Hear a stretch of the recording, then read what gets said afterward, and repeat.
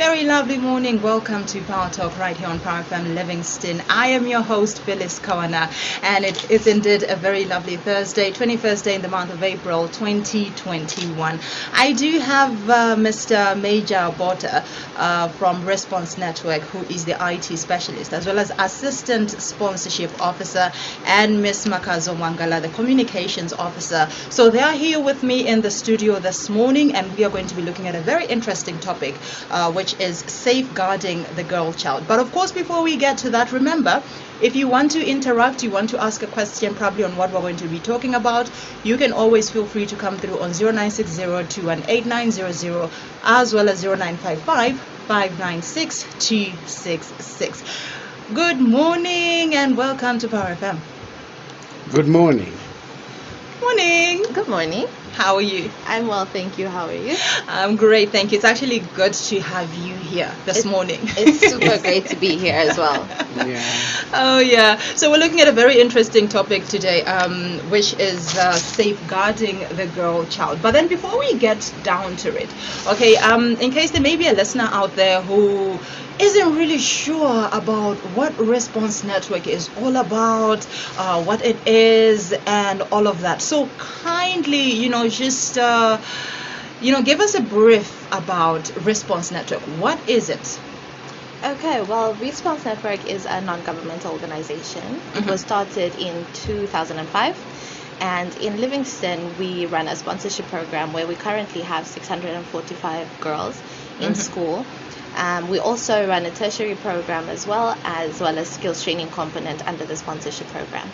Okay. And in the districts of Zimba, Kazungola, and Kalomo, we run self-help activities where we basically teach communities how to start up income-generating activities and clubs utilizing their own locally available resources, because we don't believe in handouts. Okay. So we believe in giving knowledge so that they can build on that and get themselves out of poverty and better their livelihoods. And we also build community schools. We have so far built 75 community schools in those 3 districts. Yes. Very impressive. And so would you say Response Network is, does it cater for everybody, or it just caters for a certain group of people in society? I feel that we try to really reach the most vulnerable people, especially not just the sponsorship program, obviously, but also in the rural communities, because we reach out to the women, young girls, and people with disabilities, because we believe those are the most vulnerable members of society. Okay, so how do you identify these people, like especially the most vulnerable? Do you go out there to look for them, or maybe they come to your offices? Right. Well, we generally go into a community and do what we call baseline. Okay. So then this baseline is where we ascertain what needs a community have the most. That's when we get to see the target demographics and how we can then go forth and help.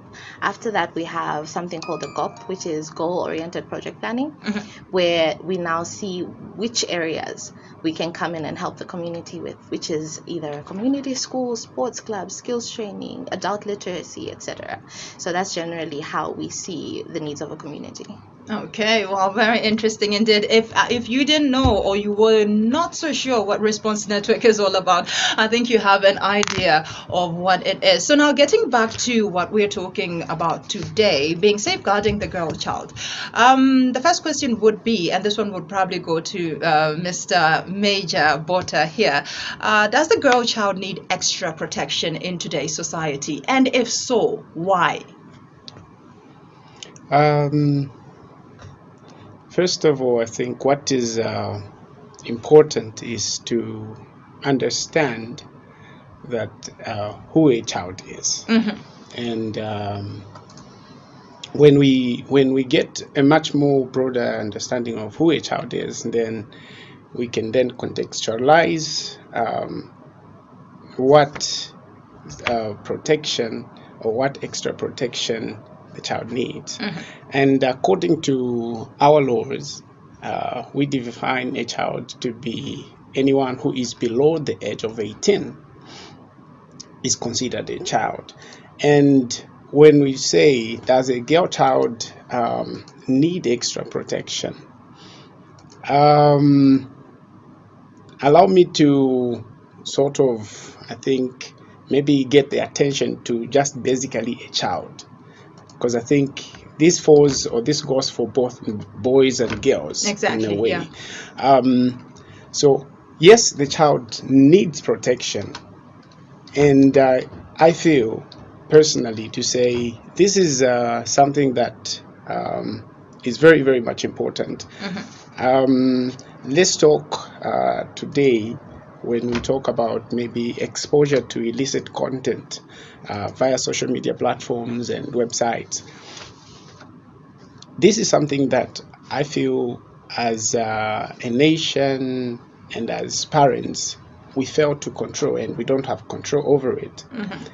And so, because they are exposed to wrong information via social media, it then creates this gap between the parent and the child, because then the child is following or idolizing people that are not living maybe according to how a child should be living. Yeah. We have a lot of teenagers today that are on social media platforms, and so many are creating out of social media personalities role models, which shouldn't be the case. And this, of course, only happens because it's either we don't have a role model in the community that the children can then follow after, or there is no voice in the community where this child is coming from.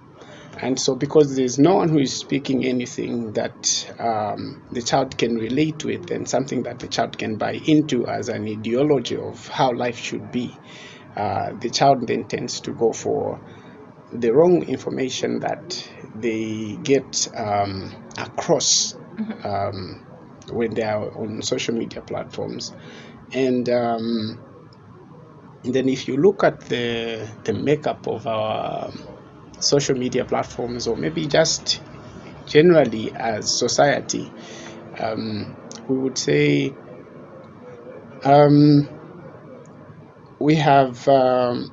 we seem to be embracing day by day immoral activities, and this, they are becoming a norm, they are becoming part of life. And so sometimes when maybe an older person tries to control or to guide the younger one to say this is how you should do things and this is how you should live life, it feels a bit more outdated, to a point where I feel some will even say, no, or something like that. Yeah. But in the actual sense, the content that the child then exposes themselves to is not content that builds them. This is content that goes then to even destroy them more than it builds them. And so, yes, indeed, the child needs that extra protection from us. Okay. Yeah. Now, what are some of the challenges that young girls face, and how do you begin to address them as Response Network? I think in a way, I would say as an organization, we strive and we are proud of the 600 plus children that we are supporting when it comes to education.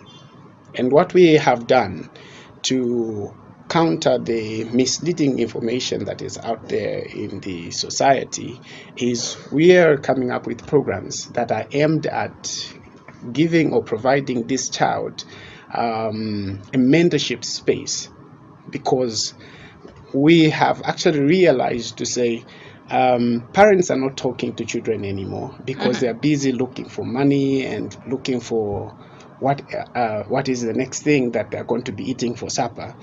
And so because of that, that has created a gap where we can say the conversation that would happen between the parent and the child, that conversation is not there. And so the guidance is not there.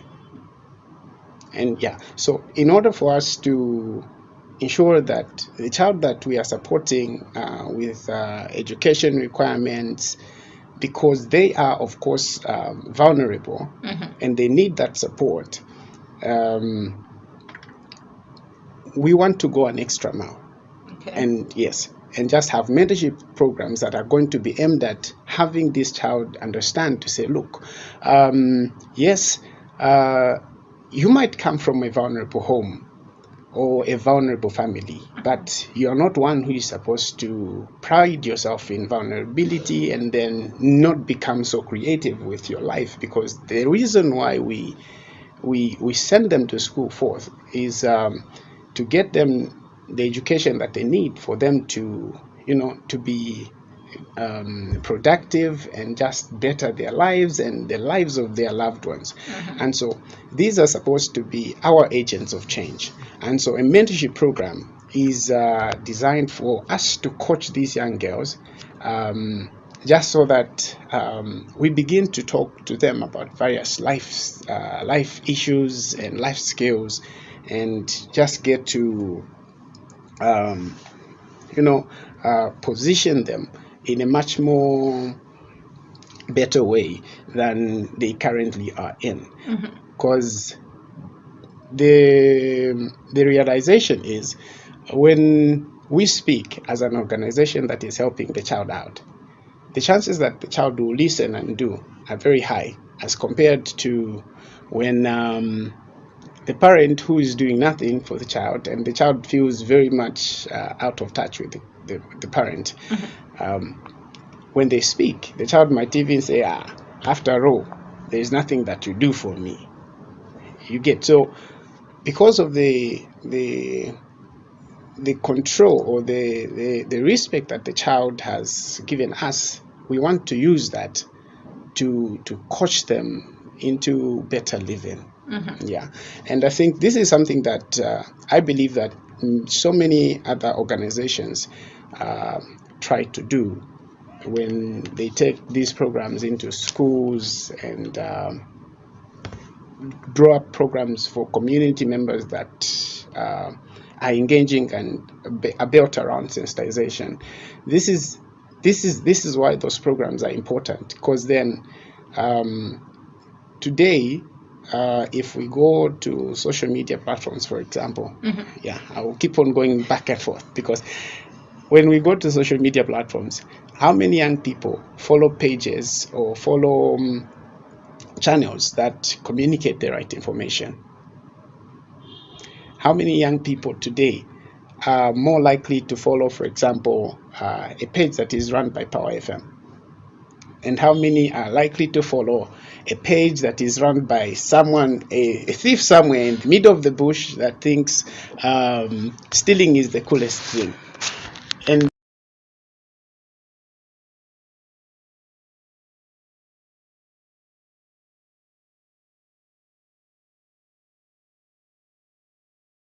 because we are looking at it, we are laughing. It sounds like, you know what, it's just one of those things. Yeah. But in the actual sense, there's a young person out there that doesn't have the information to say stealing is wrong. And so we are working on the assumption to say, oh, they already know because they have access to social media. But then we don't know what content they are accessing on social media. And so this is why when programs that are built around mentorships or sensitizations in town, our best bet should be, we should be willing to listen and to give a listening ear, because that's where I think most of the challenges that a young person faces today emanate from. Lack of information. As a nation, we can say, yes, we have a lot of platforms where information is being given out, but the question still comes back: how many people are accessing those channels? Just like, maybe, for example, we might say, how many people really understand how the court systems operate?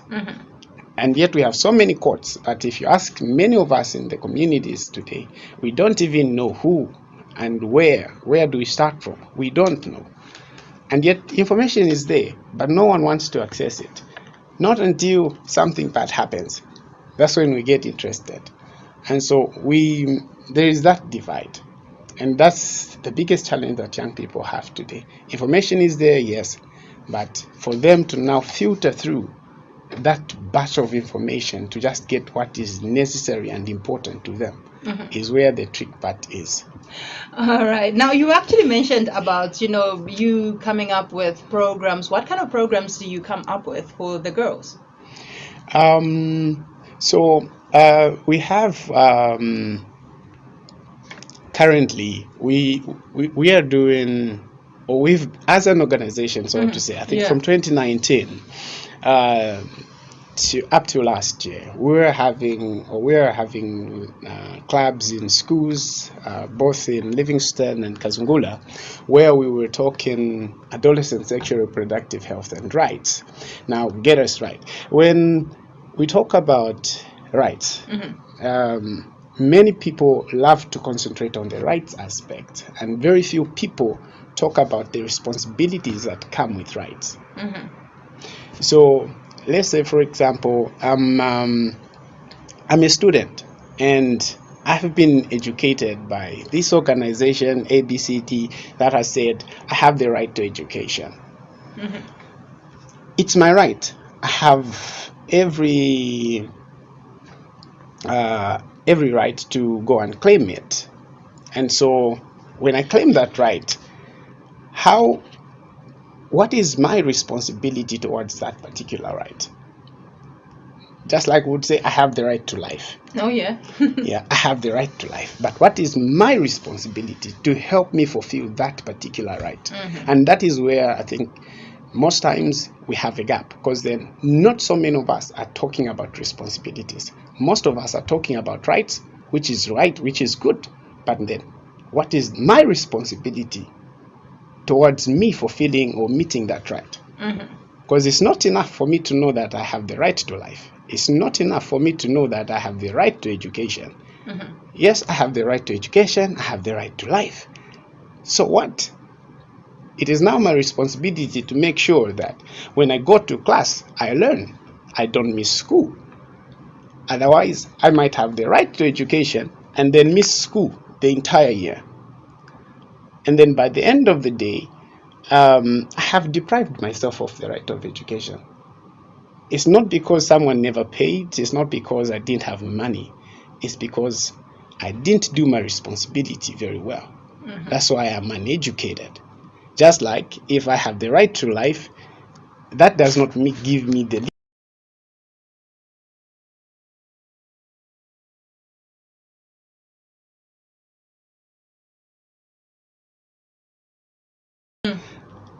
they don't care about rights. For them, it's about the money. How much are you having in your pocket?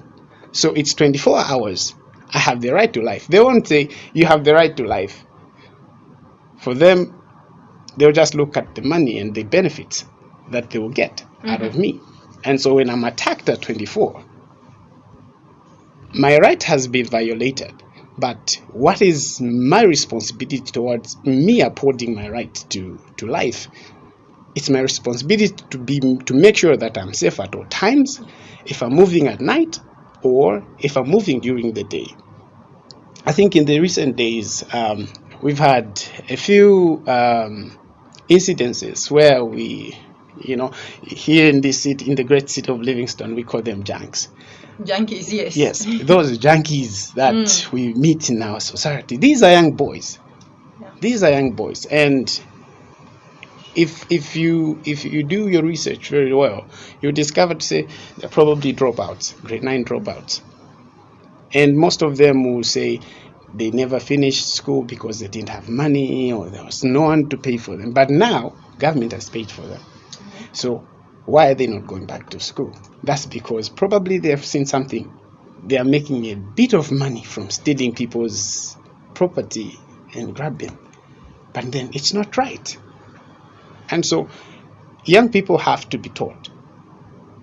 Because then I was having conversations some time back in 2019 in the villages, and I was having a group meeting with some parents from the rurals, and they said we can't discipline our children anymore because every time that the child comes up and you tell them something to do, they'll say, I have rights to choose, I have this right, I have that right. And so parents don't feel like they have control anymore. And when a parent gets to have that kind of feeling, then how are they supposed to safeguard and how are they supposed to protect their child? Because then the child has already said, I have full reins over myself. And this is someone who is below the age of 18. So to an extent, we would say then if we are talking child safeguarding, the parents must also be involved. Have we provided ways by which we can protect the child in the modern day, where human rights are absolutely important and we talk about them? Have we provided means and ways by which parents that don't really understand human rights, have we given them a solution to how they can protect this child against themselves? Because believe me, I have the freedom of movement and I'm being kept. Daddy has a curfew. He says you can't be here after 22. I have the right, yes, but then that right is supposed to be protected by the parent. The parent is the number one custodian in that home. And so if the parent has got no voice in my life, they can't say anything that I can listen to, then how are they supposed to protect me? This is where you get parents that will just say, you know what, we give up. Because we can't beat him, he's going to sue us. The next thing we'll find us, we are in a police station explaining why we beat the child. They'll give us a call out. So there are those issues. So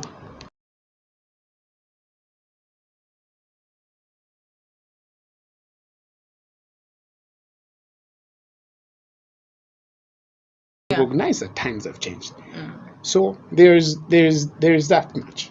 Otherwise, for as long as we are not providing simple situations such as just ways of parenting in the modern day, our parents used to beat us. It was fun for them. It was fun for them. It was okay. I mean, we didn't know about our rights. Now this generation knows about rights. Now we have to make a run for our money. So, so then on the other hand, when you look at the homes where our children are coming from, these girl children, or even the boy child, but let me concentrate on the boy child. The girl child, yeah. Yes, the girl child. Here is a young man, I think in a certain community, they call them pilators. Here is a certain young man. He's a pilator. Loves the uniform for this young school girl and says, I want to be taking you to school every day, so that you don't have to walk. Then the child is coming from a poverty-stricken home. They barely eat. Yeah. The first thing that she'll consider is, this is a way out. So Wallace, the young man, has just said, I will be dropping off at school. She's now thinking, probably this would be a good man to get married to. Why? She's seeing an escape route. This is a good way out. How can I move out of my parents' home after I've got the rights? This is where it's important. And so the children now tend to get into activities that they shouldn't be getting into at an early age. I think if you follow statistics very well, you discover to say, I think that was more than 23,000. And you have children that are getting pregnant whilst in school. And so that on its own tells you something to say, look, there's something that's missing, and that is the parent. The parent is out of the bracket, because if the child is meant to understand, to say, look, yes, we might not have everything, but we are all working towards it. we should be grateful that we have something every day that we can eat, even if it's delele every time. I think that's something that we are built into. True. We were told, oh, we can't afford chicken, not this Christmas, but we are going to cook nshima for you, and we'll eat that nshima during Christmas, no matter how, but we'll eat it. It was not nice. There are times when we used to cry for new clothes, for those. We never even had birthday celebrations. But now, because times have changed, children want their birthday to be celebrated, and having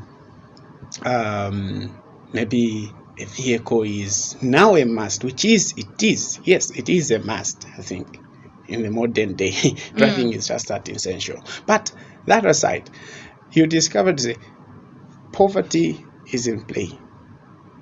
So we can't even give you money for break. What do the children resort to? The only thing that they know how, the piratas. And of course, the pirata will give gifts to them, give lifts to them, all things rosy. But then there'll always come that one time when he demands for something that the child can't give. Because, the child is not working. And so the girl child has got no other thing or no other item or idea that they can give. And they'll just talk this girl child and lower her down. And this is something that really hurts, because then over time, because of the gifts, this young adult or this adult person knew exactly what they wanted from the girl child. Yeah. And yet they were never bold enough to tell the girl child what they are looking for. Instead, they had to go the longer route, buy gifts that a child they knew to say, this child will never be able to pay me back. And in a way, that then makes the young girl have no power. I remember whilst we were doing a project in 2020, we used to tell young girls to say, look, whoever has the money has the power.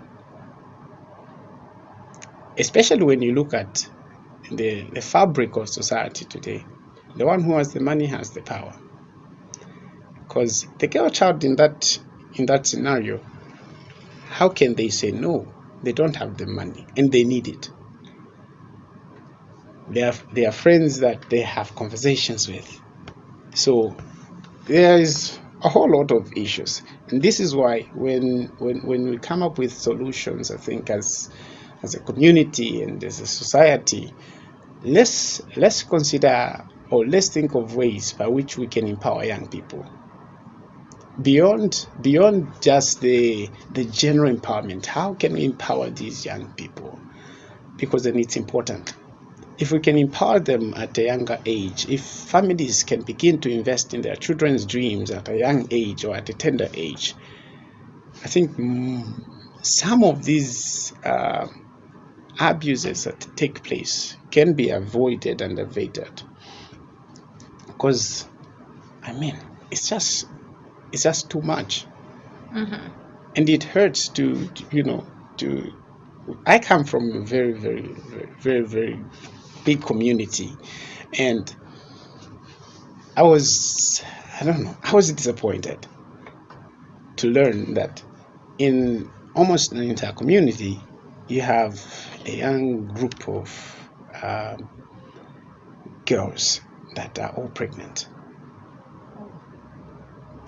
and these are, you can see their smiling faces and everything. They are going to school, they are in uniform, yes, but we could have prevented the pregnancies.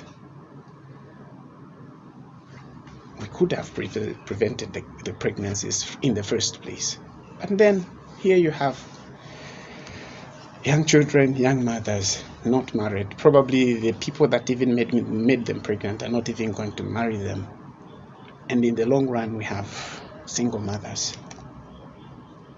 And that is what hurts the most, because then these are young people full of dream, full of ambition, and they have so much ability. But then,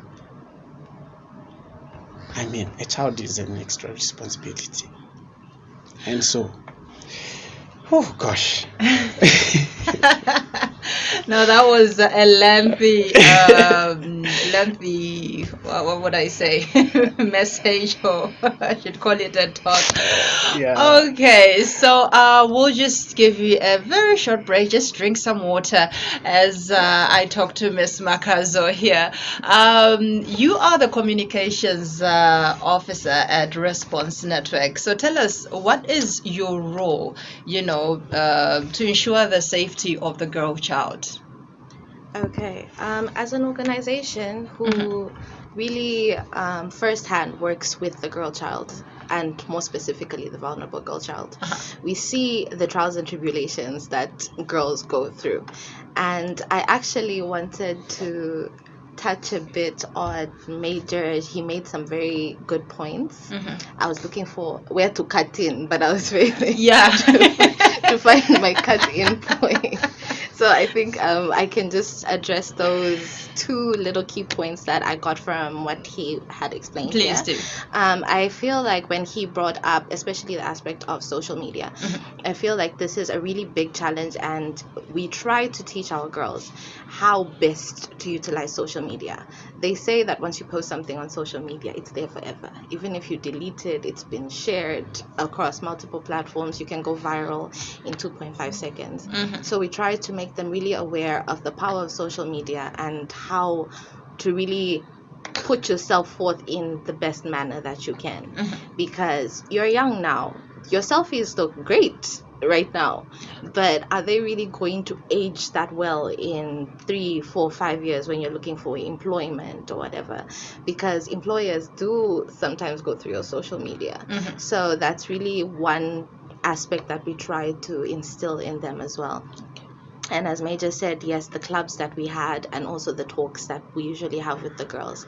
I think the great thing that we have going for us at Response Network is we really try to come to the girls almost as friends and mentors instead of as, quote unquote adults. Yeah. Because it goes in one ear and out the other if you just approach them in an authoritative manner. So I think the friendly yet somehow not necessarily strict, but that type of atmosphere that we create really creates a platform for them to feel free and be open to tell us what they're going through. And we've had instances where children couldn't or feared to tell their parents something, and they felt comfortable to come to us and explain the things that they were going through, and there were some really heavy things that they were going through. So I think as an organization, we really do try to just create that bond with our children who are on our sponsorship program so that we can nurture them and try to form them or mold them into the great young ladies that most of them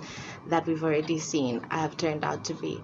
Also, a key point that Major had said is the aspect of responsibility.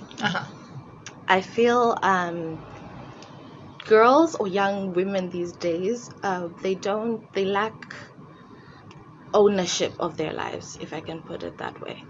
You just go from one thing to the other without having a real direction in life. You go to school because you're supposed to go to school, but you're not even going to school to achieve something. You're doing it because it's just something you were told you have to do. And you take it and it's become almost like a norm to fail grade 12.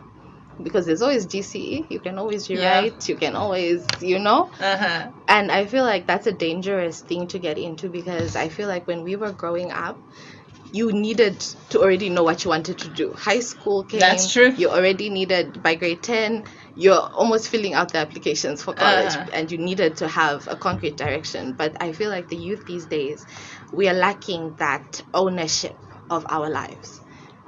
It seems as though our young girls are living to perhaps flex on social media. Flex culture is running rampant, and social media has proven to be a lucrative business for some.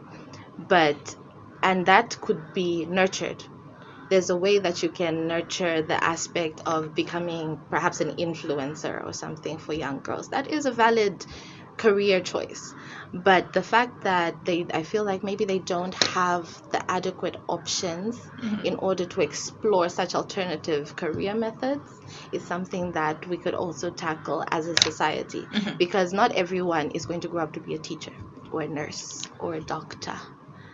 I know our parents probably wish that I would have been a doctor. Sadly, I'm not. Well, most parents, those are the professions that are usually spoken: doctor, lawyer, engineer. those are accountants. You're sort of nurtured to, and people, they might not have an interest in that. Yeah. So I think as parents or as mentors or just adults in society, I think we could broaden the career pool for our young girls, and that's something that I feel we'll be looking more into this year, Major.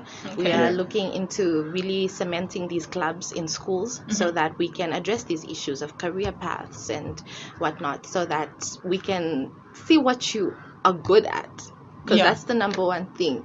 If you do something that you're good at, you're automatically going to love your job. But if you do something that because my dad said accounting, so accounting, you probably won't even finish school. You'll be a first year dropout, and who wants that?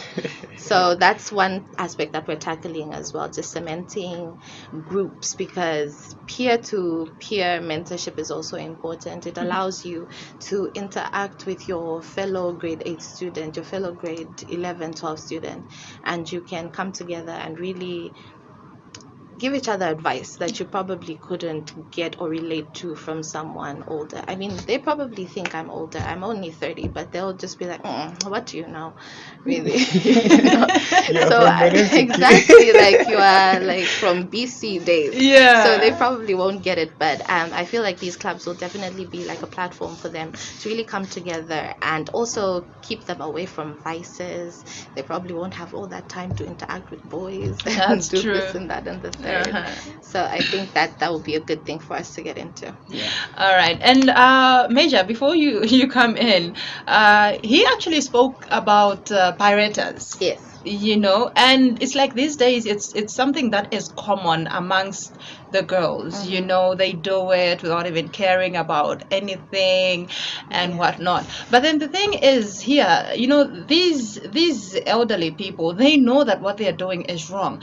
And it's very funny how very few of them are actually brought to book, are taken to the police station. Why is it like that?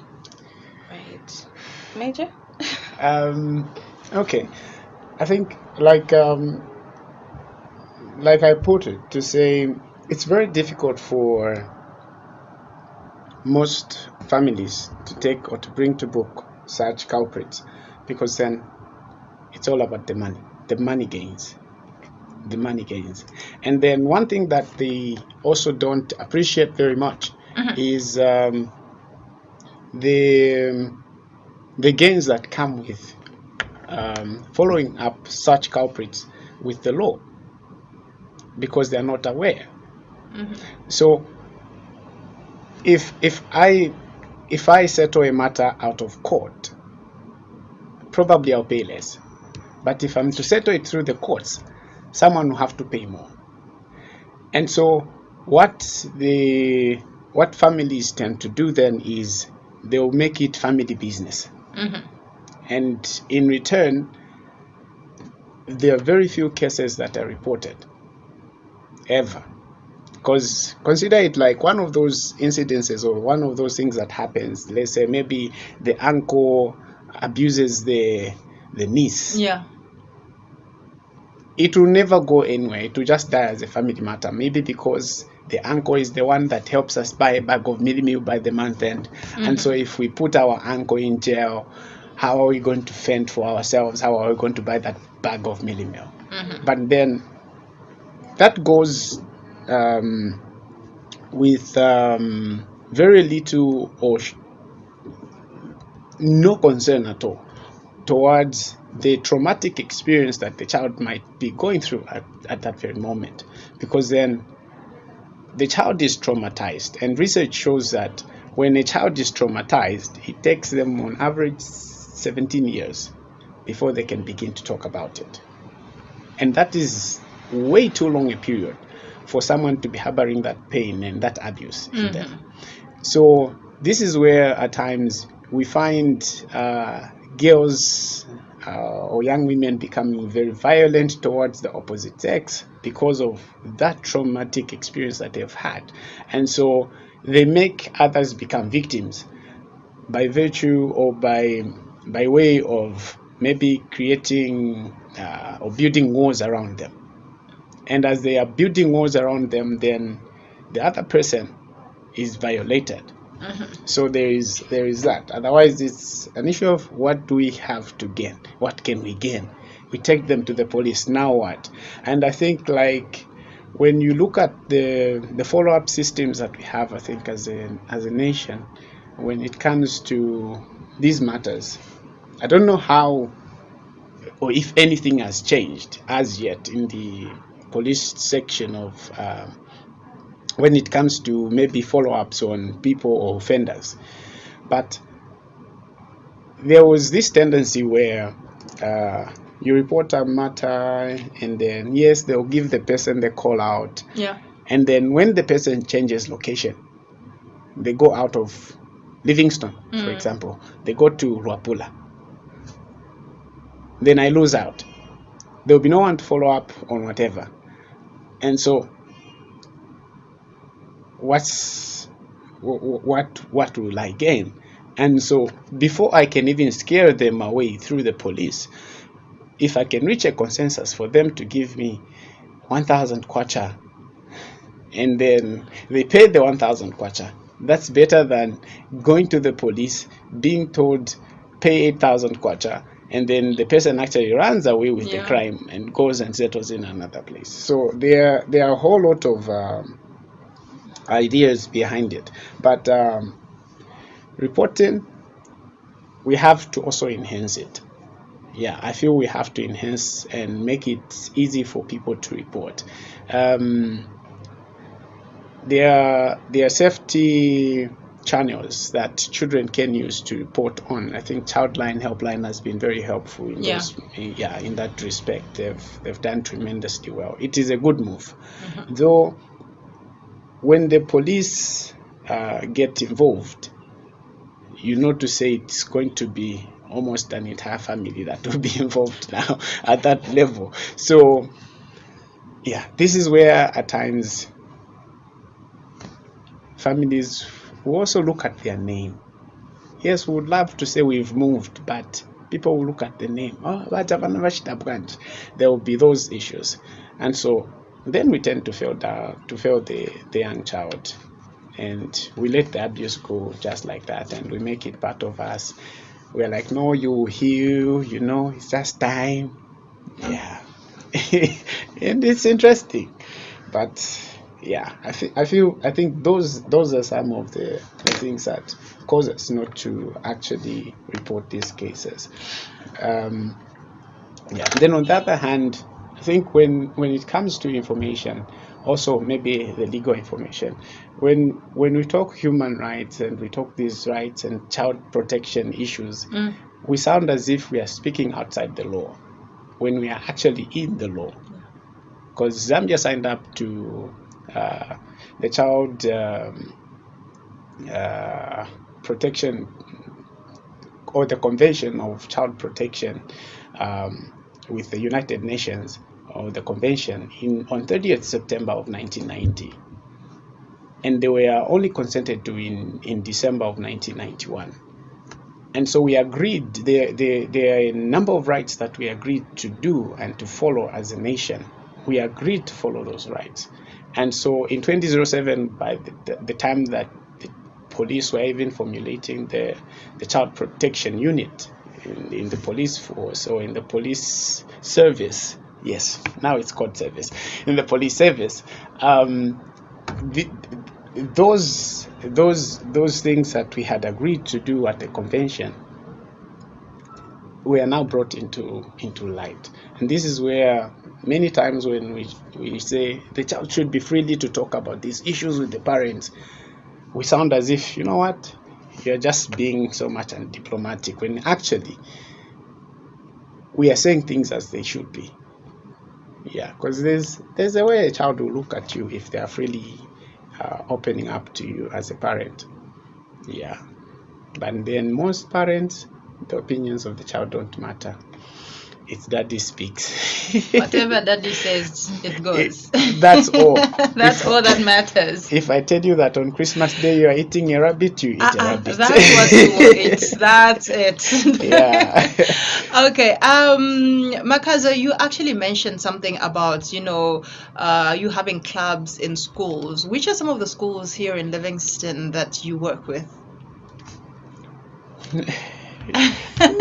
Okay. I'll let Major take this up as the assistant sponsorship officer. Okay. He's the man on the ground with it. All right. Major, please. Yeah. So we have Ngwenya. Okay. Now this year we are expanding. We are going to St. Mary's. We want to do Linda High School beginning term 2. David Livingston. We want the conversation to go to Mulwani, Nakatindi, St. Peter's, and a few other schools, of course. But the core, I think, of the whole club setup in the schools is to just keep the children in schools engaged and focused on why they are there. Yeah. Yeah, like I think our communications officer put it to say, many children go to school and they don't know what they want to do. Yeah, exactly. They just go to school for the sake of I have to go to school. Otherwise, if you leave it up to them, they will even prefer sleeping on the couch every day and watching a movie or following someone on Facebook the whole day. So that's something that we want to take out there. And this is a conversation that we hope that within maybe a period of 6 months, we should be able to see a change in the mindset and attitudes of those that we are reaching out to. Because the goal is to get them to pay attention to exam results. Yeah. It's good. It's good for them. I think a sentence that I've always carried with me is, "You're a government property if you're performing better." Okay. Yes. That's just how it is. Government doesn't pick the failures. Government picks the cream. Yeah. So if you're performing better, you're a government property. If you're not performing any better, you're a failure. Not even government will be able to support you. Not even private. No private, no organization, nobody will come to your aid. Perform better, and you attract all the investments and all the right people that you need to run with your dream. And so that's something that we can put out there and float to the child to say, look, yes, this year government has said they've paid, it's free education. Now make the most out of it. You don't need to be worrying about who is paying what or who is going to chase me out of class the next day. You now have a responsibility. The mantle or the baton has been passed on to you. Because maybe last year they were thinking, Vazani Pishako school, but this time there is nothing like so that. So if there is nothing like, I'm going to be chased the following day, then what is stopping them from concentrating and getting the grades that they need? The piratas. Yeah, because on the other hand also, look at the bursary schemes. Bursary schemes, a lot of people will say, no, they favor the rich. No, it's not about the rich. It's about the grades. And of course, for you to be picked on a bursary scheme, this means your grades are competitive. Yeah. And so most of them will tell you, no, I want to be sponsored or I want a bursary scheme at university level. But for you to get that bursary scheme, it's not just going to come because maybe you are coming from a less privileged home. That's not a qualification. The qualification is be less privileged and have the great result or have the good result. The two. So being poverty stricken is no longer a qualification for you to get a bursary. This is where it's important. Because if the child can begin to understand from school to say, look, I need to get the grades for me to be able to get onto that scheme that government is offering, then we'll change how the results come out. I think when we hear results being announced, you get 100% at grade 7 pass rate, and you're like, wow, I'm waiting for the grade 12, and you get 53% at grade 12, and you're like, oh. Yeah.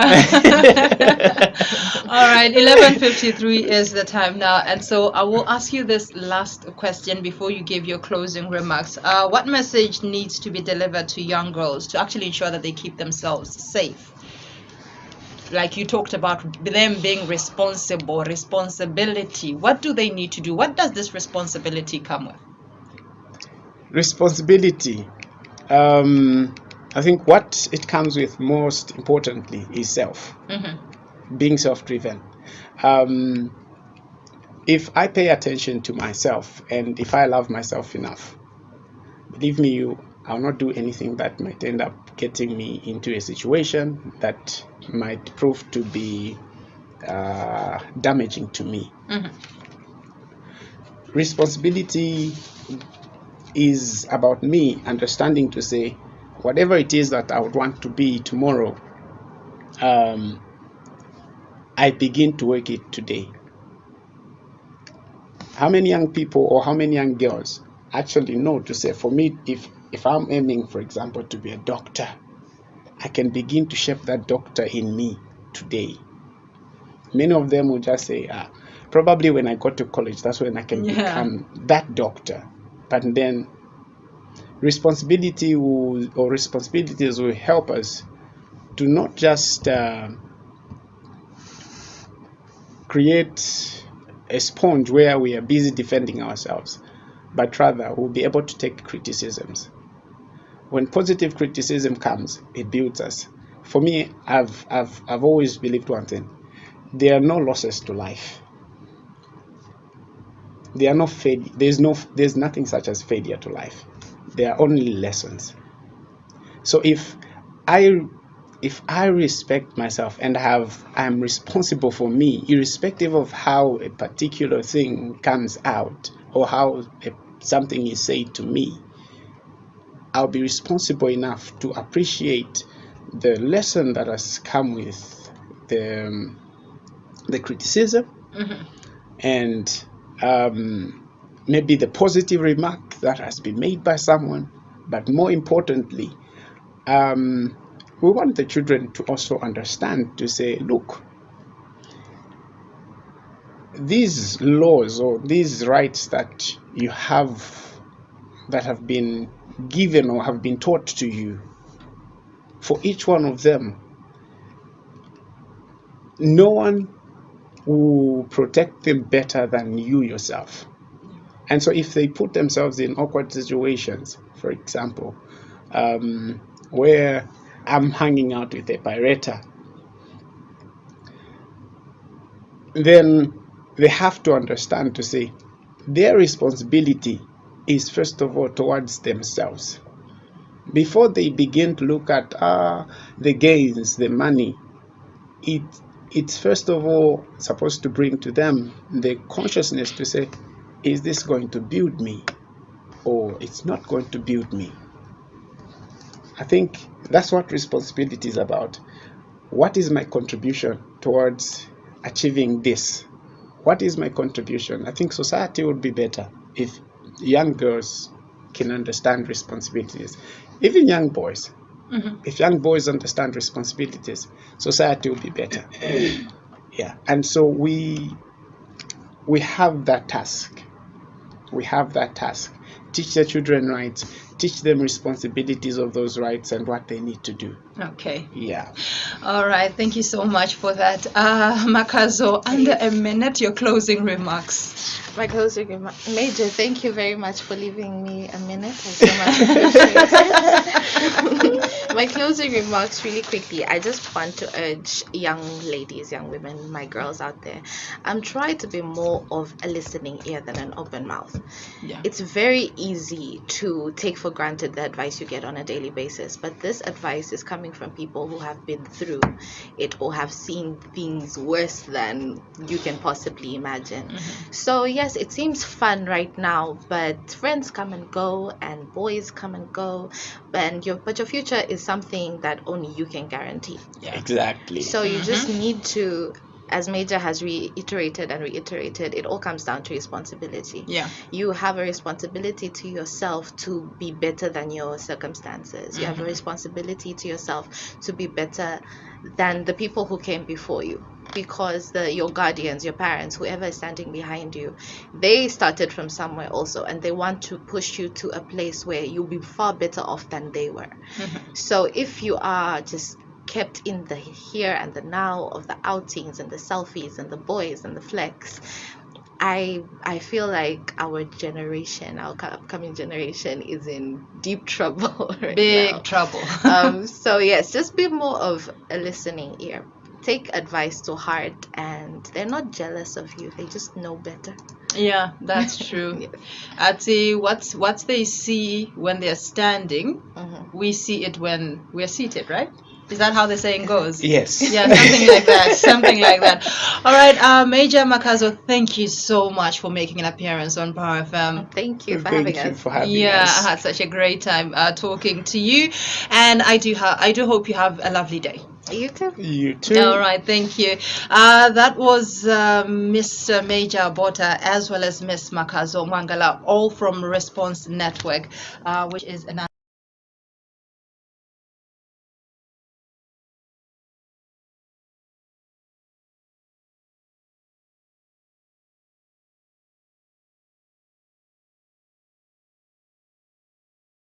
on Power Talk.